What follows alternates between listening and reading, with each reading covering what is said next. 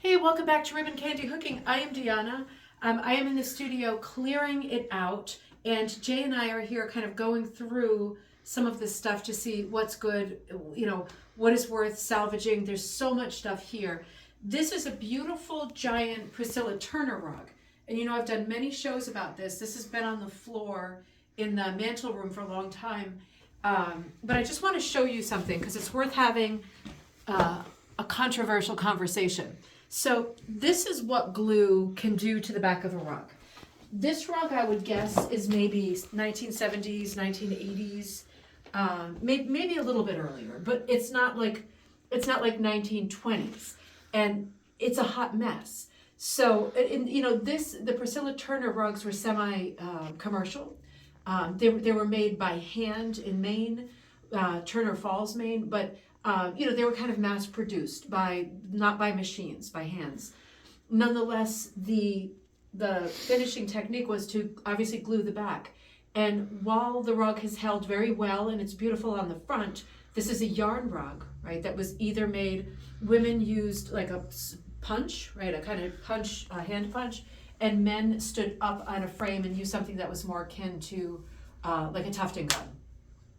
But you can see what happens when there's glue on the back of your rug. Jay, get over there to that corner. We're not looking at the back of the rug, right? It looks super, super rough. But I'm making the point, people put glue on their rugs to preserve their rugs. And I guess it is preserving the rug. But in my mind, this is a different problem. And I guess the question that I'm posing is, I know that if you are doing a related rug craft, like rug tufting, it's a different conversation, right? It's a different conversation, it's a different process. We're talking about different tools. But with rug hooking and rug punching, which this is, the conversation always comes up, should I put glue on the back of the rug? And in my mind, and we can discuss this, right? Because this is only my opinion. In my mind, there is no reason to. The rug is going to hold together. Right, the glue creates a different problem because now the rug is super brittle. The backing, I feel, is compromised because it's super stiff, and the first thing in my mind that's going to go on this rug is the backing because the glue is so stiff, right, and it's not aging well. So you really want to think about, particularly with your smaller pieces, whether you would even need to put any kind of glue on there, right, and open for conversation. But if you are doing traditional rug hooking or traditional rug punching, you do not need to put glue on the back of the rug because it might cause different problems years from now.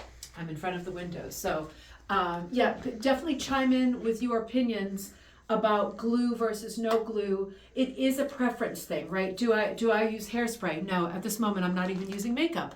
I do use deodorant, right? That's the one thing that I will use, but we all use different things at different times. So you decide for you, but in my mind, this is a great example of why I don't ever put glue on my rugs. I will see you next time at Ribbon Candy Hooking.